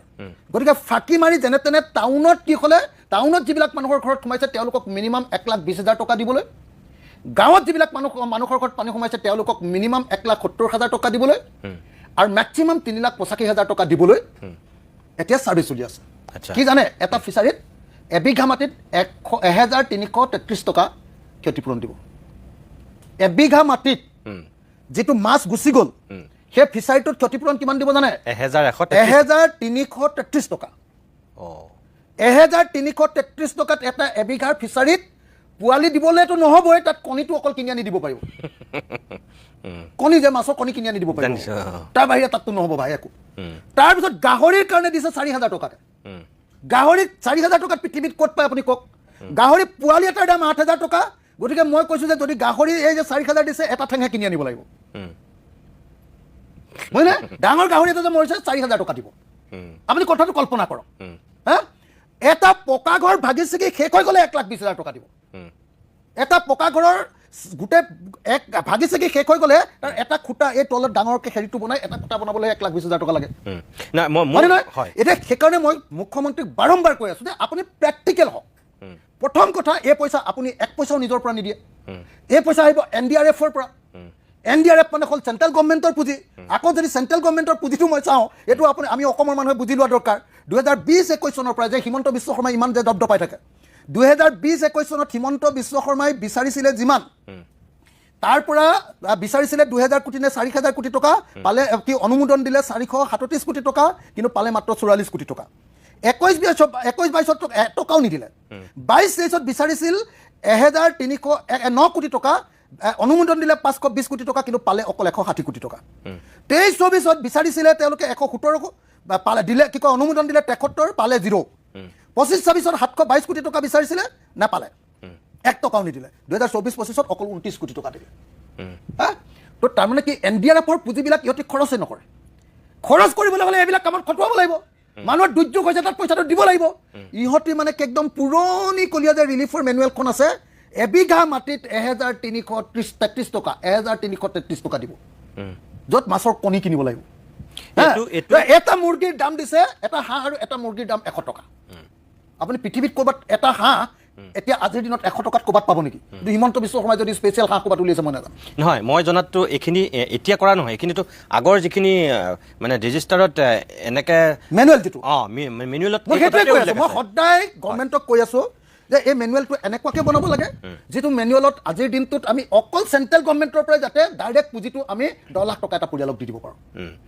আৰু এইটো প্ৰেক্টিকেল হ'ব লাগিব ন? প্ৰেক্টিকেল হ'ব লাগিব। 2 নম্বৰ কথা, যদি তুমি মেনুৱেল তেনেকৈ বনাব নোৱাৰা তেতিয়াহ'লে চেণ্ট্ৰেল গভৰ্ণমেণ্টৰ পৰা তুমি স্পেচিয়েল পেকেজ আনা। সেইকাৰণে মই বাৰম্বাৰ চিঞৰি আছিলোঁ যে এইটো আচলতে নেশ্যনেল ডিজাষ্টাৰ বুলি ডিক্লেয়াৰ কৰিব লগা ধৰণৰ এটা ডিজাষ্টাৰ। নহয়, মই আপোনাক এইটোৱে ক'ব বিচাৰিছোঁ, নেশ্যনেল ডিজাষ্টাৰ কেনেকৈ ডিক্লেয়াৰ কৰিব কওক? হিমন্ত বিশ্ব শৰ্মাই বানপানী খোৱাৰ 7 দিনৰ পাছত গৈ দিল্লীত 3 দিন বহি থাকিলে, প্ৰধানমন্ত্ৰীয়ে তেওঁক সাক্ষাৎকাৰী নিদিলে, তেওঁক এপইণ্টমেণ্ট নিদিলে, তেওঁ হেৰিয়াক চেলুট এটা মাৰি গুচি আহিলে, কি কয় আপোনাৰ অমিত শ্বাহক চেলুট এটা মাৰি গুচি আহিলে, অমিত শ্বাহেও 1 টকা নিদিলে। এতিয়া 1 মাহ হৈ গৈ যেতিয়া 2 দিন হৈছে, কালি গৈ তেওঁ প্ৰথম লগ পাইছে, প্ৰধানমন্ত্ৰীক লগ পাইছে। প্ৰধানমন্ত্ৰীক লগ পাই আকৌ পইচা বিচাৰিবলৈ তেওঁ সক্ষম নহ'ল। মই তেওঁক ফোন কৰিছোঁ সেইদিনা, যে তেওঁক মই বাৰম্বাৰ কৈছোঁ যে দাদা আপুনি গৈছে, আপোনাৰ কিন্তু চেণ্ট্ৰেল গভৰ্ণমেণ্টত ভাল চিনাকি আছে, এতিয়া আপোনাক পুৰা চেণ্ট্ৰেল লিডাৰ হিচাপে মানে মানুহে, গতিকে আপুনি কিন্তু পইচাটো উলিয়াই নক, আপোনাৰ কামটো সেইটো। এই ৰ'বাচোন ৰ'বা, পইচা আছে নহয়, আমাৰ পইচা আছে নহয়, পইচা চিন্তা কৰিব নালাগে। তো পইচা নায়েই, মালে নাই, পইচাই নাই। এতিয়া উলিয়াই দিব লাগিছিলে চেণ্ট্ৰেল গভৰ্ণমেণ্টৰ লগত, এই পইচাটোৰ কথা পাতিব লাগিছিলে যে নেশ্যনেল ডিজাষ্টাৰ ঘোষণা কৰক, নহ'লেও এটা ডাঙৰ কেলামিটি বুলি ঘোষণা কৰি দিয়ক, নেশ্যনেল ডিজাষ্টাৰ নকৰিলেও, তেতিয়াহ'লেও এটা স্পেচিয়েল ফাণ্ড পাওঁ। সেইটো নকৰিলে তাৰপাছত এতিয়া NDRFৰ পুঁজিটো ঠিকমতে খৰচ কৰিব নোৱাৰে। এতিয়া 2 নম্বৰ, এই যে আমাৰ মানুহবিলাকক দিব, ফাঁকি চাকি মাৰি 1,70,000 টকা দিব এটা পৰিয়ালক, আৰু গাঁৱৰ মানুহক 1,70,000, টাউনৰ মানুহক 1,20,000। এতিয়া এই যে দিব, দিয়াৰ পাছত যিবিলাক বিজনেছ হাউচবিলাক লছ হ'ল, আমাৰ গাঁৱৰ কোনোবা এখন দোকানৰ বাৰু ক'ৰবাত ইঞ্চুৰেঞ্চ থাকে নেকি? আমাৰ শিৱসাগৰ টাউনৰ বেছিভাগ দোকানৰ ইঞ্চুৰেঞ্চ নাই। যদি ইঞ্চুৰেঞ্চ নথকা, এতিয়া দোকানবিলাককো 10 লাখ টকা ক্ষতিপূৰণ দিব লাগে চৰকাৰে নিয়মমতে, সেইটো ক'ৰ পৰা দিব পাৰে? সেইটো যদি ইয়াত কিন্তু নিয়ম নাই, হেৰিয়াত NDRFত দোকানত দিয়াৰ নিয়ম নাই, ইঞ্চুৰেঞ্চৰ পৰাহে উলিয়াব লাগে। এতিয়া ইঞ্চুৰেঞ্চ নাইয়ে নহয় বহুত দোকানৰ, তেতিয়াহ'লে কি কৰিব লাগিব? এই CM ৰিলিফ ফাণ্ডটোতে পইচা পাইছে, তাৰ পৰা খৰচ কৰিব লাগিব। এতিয়া CM ৰিলিফ ফাণ্ডটো অকল লৈ থাকে ক'ত? মই যিহেতু বিৰোধী সমষ্টি, মোৰ সমষ্টিত পইচাটো নিদিয়ে, তাৰমানে সেইটো অকল হিমন্ত বিশ্বই ভাল পোৱা সমষ্টিটোক দিয়ে, বুজিছেনে? তো এইটো কাৰণে আজিৰ দিনটোত মই 2টা প্ৰস্তাৱ অসমৰ মুখ্যমন্ত্ৰীক দিব খোজোঁ। 1 নম্বৰ কথা, আপুনি যে ব্যৰ্থ হৈছে এইটো খাটাং চব ক্ষেত্ৰতে, তাতকৈ ডাঙৰ কথা, বিপদৰ সময়ত আপোনাক আমাৰ গামোচা পিন্ধা প্ৰধানমন্ত্ৰী কি নাম আছিলে, নৰেন্দ্ৰ মোদীয়ে আপোনাক সাক্ষাৎ নিদিলে। মোৰতো ইমান খং উঠি আছে নহয়, মই সেইকাৰণে সেইদিনা একদম মই মিটিঙত কৈ আছোঁ, বোলো একদম প্ৰধানমন্ত্ৰীয়ে আমাৰ অসমলৈ আহিলে একদম কয়, কি খবৰ, ভালে আছে, এনেকৈ কয়নে নাই বাৰু? তো এনেকৈ কয়নে নাই? তো সেই মানুহটো অসমীয়াত ভাষণ দিয়া 7 দিন আমাৰ ইলেকশ্যনৰ সময়ত আহে, এই সময়ত একদম আমি অসমীয়া মানুহ আটাইতকৈ ডাঙৰ বিপদত পৰিলোঁ, 1 দিন নাহিলে। 100টা মানুহ মৰি গ'ল, 105 জন মৰিলে, আৰু মুখ্যমন্ত্ৰীয়ে সাক্ষাৎ কৰিবলৈ যাওঁতে সাক্ষাৎ নিদিলে। এমাহ 2 দিনৰ পাছত সাক্ষাৎ দিলে, এমাহ 2 দিনৰ পাছত দিয়াৰ পাছতো শূন্যতা লৈ আহিছে। মই 1 টকা আনিব নোৱাৰিলে। মই আপোনাক আকৌ ৰখাম, মই শেষবাৰৰ কাৰণে বিৰতি লৈছোঁ, অকণমান সময়ৰ কাৰণে পুনৰ মই বাণিজ্যিক বিৰতি লৈ লৈছোঁ। ফিগাৰ কিছুমানে তাৰমানে মানে নেশ্যনেল ফিগাৰ কিছুমানে পইচা দিবলৈ আৰম্ভ কৰিলে, বা ইয়াত আহি নিজে ছাৰ্ভিচ দিবলৈ আহিব। এইটোত কিন্তু সামাজিক মাধ্যমৰ এটা সাংঘাতিক অৱদান আছে। কিন্তু মই ভাবোঁ যে এইবাৰ আমি হিমন্ত বিশ্ব শৰ্মাক যিমান ধন্যবাদ দিব লাগিব, হিমন্ত বিশ্ব শৰ্মাক যদি 10% ধন্যবাদ দিওঁ, মোৰ মতে 40% ধন্যবাদ দিব লাগিব ইউটিউবাৰ আৰু সামাজিক মাধ্যমক, 40%। তাৰ বাকীখিনি ধন্যবাদ ডেফিনেটলি ৰাইজৰ। এতিয়া মোৰ কথাটো হ'ল যে আমাৰ প্ৰত্যেকটো সম্পদ ৰাষ্ট্ৰীয় সম্পদ, কিন্তু আমাৰ দুৰ্যোগবিলাক কেতিয়াও ৰাষ্ট্ৰীয় দুৰ্যোগ নহয়। আপুনি যিটো কথা এতিয়া ক'লে, ধৰক মন কী বাত তেতিয়া মোদীয়ে যেতিয়া কৈছে, আমাৰ লাভলীনাৰ কথা কৈছে কমনৱেলথত খেলিবলৈ যোৱাৰ সেই সময়ত, হয়নে? একেটা সময়তে পানীত ডুবি আছে, এটা শব্দও নক'লে। এতিয়া যে এই 1 মাহত এদিনো নাহিলে, JP নাড্ডাক একদম 18 নম্বৰ দিনাখন পঠিয়াইছে, 18 নম্বৰ দিনাখন JP নাড্ডা আহিছে, অমিত শ্বাহ নাহিলেই। এই যে আমি মানুহবিলাক অকণমানতে আমি গলি যাওঁ, আৱেগিক হৈ যাওঁ, গামোচাখন ল'লেই বা ভাইও বেহেনো বুলি কৈ দিলেই বা অসমীয়াত কিবা এটা কৈ দিলেই, সঁচাকৈ আপুনি কি বুলি ভাবে? মানে প্ৰধানমন্ত্ৰীগৰাকী কিয় নাহিলে বাৰু? অসমৰ মানুহেতো বিচাৰিছিলে এনেকুৱা এটা ভয়ংকৰ দুৰ্যোগৰ দিনত তেখেত আহক। এবাৰ তেওঁনো আহি কি ক'বহিনো? মানুহে বিচাৰে কি? মানে তেওঁ আহাটোৱে অসমীয়া মানুহৰ কাৰণে এটা সাহস বা কেন্দ্ৰীয় চৰকাৰে গুৰুত্ব দিছে, সেইটোৱে বুজি পালেহেঁতেন। কিন্তু মুখ্যমন্ত্ৰীয়ে কৈ আছে যে মোদী আহিলে কি হ'ব, পইচাটো আমাক দিব লাগে, পইচাটো দিছে নহয়। মানে পইচা যদি দিলেহেঁতেন তেতিয়াহ'লে হিমন্ত বিশ্ব শৰ্মাই আকৌ সেৱা কৰিবলৈ এনেকৈ প্ৰধানমন্ত্ৰীৰ ওচৰলৈ যাব নালাগিলেহেঁতেন। আঁঠু কঢ়া বুলি যে কয়, হিমন্ত বিশ্ব শৰ্মাই মোদীৰ ওচৰত আঁঠু কাঢ়িও আজিলৈকে 1 টকা আনিব নোৱাৰিলে। এতিয়া যদি সেই পইচাটো নাই, তেনেহ'লে 3খন জিলাৰ আপুনি কোৱা যিটো অৱস্থা, এই যে অকল মেনুৱেলত থকাৰ ওপৰত গৈ পেলাই কামখিনি কৰিব পাৰিব লাগিবতো, সেইখিনি তেনেহ'লে কেনেকৈ সম্ভৱ হ'ব? না, মানে সেইকাৰণে সম্ভৱ নহয়। এখন ঘৰৰ কাৰোবাৰ 1 কোটি টকা খৰচ হৈছে। যিদিনা বানপানী হৈছে আপোনাৰ 23 তাৰিখৰ দিনা মই গুৱাহাটীৰ পৰা যেতিয়া ঘূৰি গৈ 23 তাৰিখৰ দিনা 22 তাৰিখৰ দিনা ঘূৰি গৈ পালোগৈ 23 তাৰিখৰ দিনা মোৰ গাড়ীখন বেয়া হৈ গ'ল পানীত সোমাই গ'ল পানীত সোমাই মোৰ গাড়ীখন বেয়া হৈ গ'ল মই কিনিছিলোঁ MLA হেৰিয়াৰ পৰা কি কয় লোন লৈ আমাৰ বিধানসভাৰ পৰা সেই গাড়ীখনত যেতিয়া পঠিয়াই দিলোঁ গেৰেজে যেতিয়া টানি লৈ গ'ল এতিয়া মোৰ সেই গাড়ীখনত বিল আহিছে 7,25,000 টকা গাড়ীখনত পানী সোমাই গ'ল গোটেই ইঞ্জিনটোৱে ব্লক হৈ গ'ল 7,25,000 টকা দি যদি মই সেই গাড়ীখন বনাওঁ সেইখন গাড়ী আৰু ব্যৱহাৰ উপযোগী হৈ থাকিবনে এতিয়া যেতিয়া ইঞ্চুৰেঞ্চে ক'লোঁ যে নাই ইঞ্চুৰেঞ্চ আছে ইঞ্চুৰেঞ্চে মোক দিব 4,50,000 টকা আচ্ছা মই দিব লাগিব 3,25,000 টকা তাৰমানে তাৰ পৰা কি হ'ল তেনেকুৱা এখন গাড়ীয়ে মোৰ গাড়ীখন মই বাহিৰৰ পৰা গৈ এনেকৈ সোমাইহে পচিলোঁ তাততো গোটেই একদম পুৰা হাজাৰ গাড়ীটো একদম বোকাৰে পুতি পেলালে সেইবিলাক গাড়ীটো কোনো দিন আৰু ব্যৱহাৰ নহ'ব লাখ লাখ স্কুটি আৰু আপোনাৰ মটৰ চাইকেল লাখ হিচাপত মটৰ চাইকেল আৰু স্কুটি পুতি পেলালে হা লাখ লাখ মানুহৰ ঘৰৰ একদম মেট্ৰেছ বিচনা চববিলাক পুতি পেলালে চববিলাক যিমান আপোনাৰ ভঁৰাল ঘৰ আছিলে চববিলাক শেষ হৈ গ'ল একোৱে নাই আমাৰ একদম নিম্ন মধ্যবিত্ত পৰিয়ালৰ আটাইতকৈ ডাঙৰ সম্পত্তি ফ্ৰিজটো আটাইতকৈ ডাঙৰ সম্পত্তি আপোনাৰ কি কয় এইটো সোফা ছেটটো হয়নে সোফা ছিটটো তো আমাৰ নিম্নবিত্ত পৰিয়ালৰ টিভিটো আমাৰ মানে হেৰি কি কয় আপোনাৰ এইটো এই আপোনাৰ এখন এইটো যে বেটেৰীত গ'লে মানে যিটো লগাই এইটো কি বুলি কয় কি কয় ইনভাৰ্টাৰটো এই ইনভাৰ্টাৰটো এইবিলাক চব শেষ হৈ গ'ল চব শেষ হৈ গ'ল আমাৰ জেনেৰেল বিচনাখন আছে এই বিচনাখনটো শেষেই হ'ল তাতকৈ যে ভিতৰত তুলিবিলাক থাকিব পৰা এখনক কি বুলি কয় বক্স পালেংখনো শেষ হৈ গ'ল তাৰমানে মোৰ জীৱনৰ 14 পুৰুষে কৰা ইনকামৰ পাছত মই যিখন ঘটিছিলোঁ মোৰ ঘৰটোও গ'ল ভঁৰালটোও গ'ল গোহালিটোও গ'ল বিচনাখনো গ'ল গোটেইকেইটা সম্পত্তিও গ'ল ল'ৰা ছোৱালীৰ চাৰ্টিফিকেটো গ'ল মোৰ আধাৰ কাৰ্ডখনো গ'ল মই সৰ্বশান্ত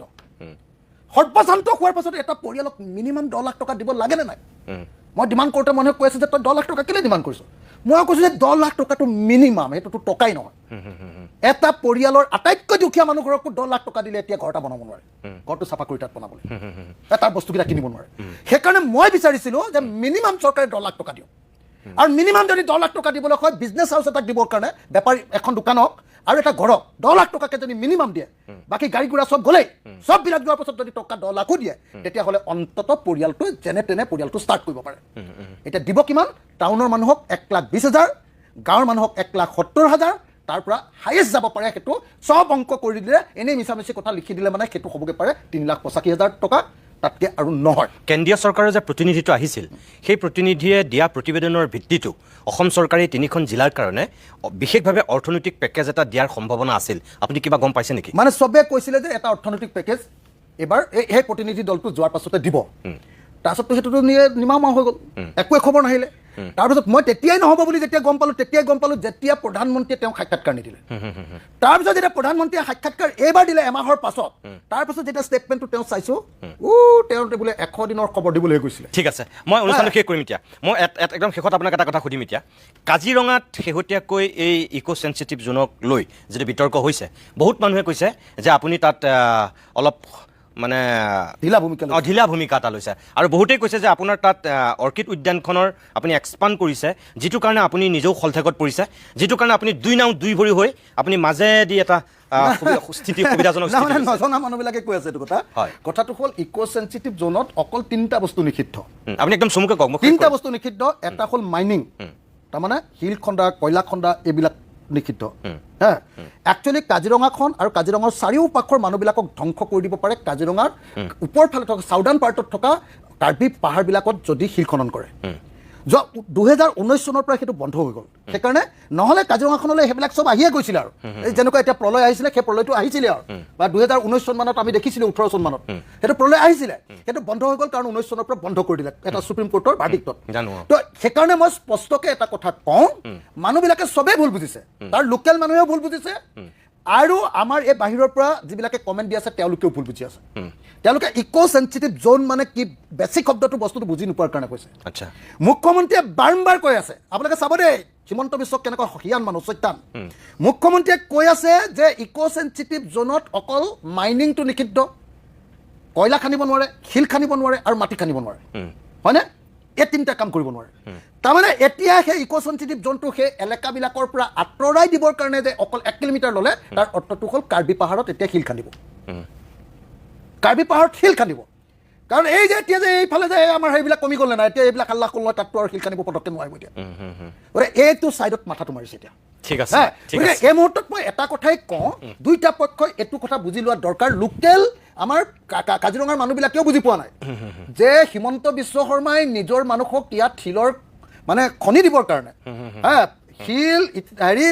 কৰিবৰ কাৰণে আৰু ডাঙৰ ডাঙৰ এনেকুৱা ধৰণৰ ধ্বংসাত্মক ইণ্ডাষ্ট্ৰি বনাব নোৱাৰে সেইটোও বনাবলৈ দিবৰ কাৰণে 5-star হোটেল তাত খুলিব পাৰে সদায় ইক' চেনচিটিভ জোনত কোনো সেইটোক লৈ টেনশ্যন নাই গতিকে এতিয়া হিমন্ত বিশ্ব শৰ্মাই আমাক একদম ধ্বংস কৰিবৰ কাৰণে এই কামটো কৰিব খুজিছে গতিকে মই ভাবোঁ যে এটা কাম বন্ধ কৰি দিলে কৈ গ'ল যে কাৰ্বি পাহাৰত কোনো পধ্যে শিল কাটিব নোৱাৰিব ঠিক আছে বাকীবিলাক থাকক হ'ব গগৈ ডাঙৰীয়া মোৰ সময় শেষ হৈছে আপুনি বহুতখিনি কথা হয়তো আৰু ক'ব পাৰিলেহেঁতেন ময়ো সুধিব মানে মন নাছিল কিন্তু মোৰ যিহেতু নেক্সট প্ৰগ্ৰেম আছে ইয়াত বুলেটিন আছে গতিকে মই আৰু সময় দিব নোৱাৰিম তথাপিও আপুনি যিখিনি কথা ক'লে নিজেও জানিলোঁ অসমৰ ৰাইজকো জনালোঁ বহুত বহুত ধন্যবাদ আকৌ কৈছোঁ আপুনি ইমান কষ্ট কৰি আছিল দেখি আছিলোঁ 1 মাহৰ মূৰত আপুনি গুৱাহাটীলৈ আহি আজিৰ দিনটোতে যে আমাৰ সেইটোকে ক'লোঁ অহাৰ কোনো প্লেনে নাই আপোনাক মই জোৰ কৰি মাতি দিছোঁ মানে মোৰ চেহেৰাটোৱে বদলি হৈ গৈছে বুজি পালোঁ আমি কষ্ট কৰি ইয়াৰ পৰা ইয়ালৈকে পুৰা এইডোখৰলৈকে দেখিছোঁ ন আপুনি হাফ পেণ্ট পিন্ধি কেনেকৈ আপুনি কৰিছে দেখিছোঁ এনেকৈ আপুনি ৰাইজৰ মানুহ হৈ থাকক কষ্ট কৰি থাকক এমাহৰ পিছত দেখিলোঁ আজি আপুনি এনেকৈ কষ্ট কৰি থাকক ভগৱানে আপোনাক আৰু শক্তি দিয়ক বাকীখিনি বিচাৰ অসমৰ ৰাইজে কৰিব মই একো নকওঁ ইয়াৰ লগে লগে আজিৰ এই বিশেষ অভিমত অনুষ্ঠানটো ইমানতে আমি সামৰণি মাৰিছোঁ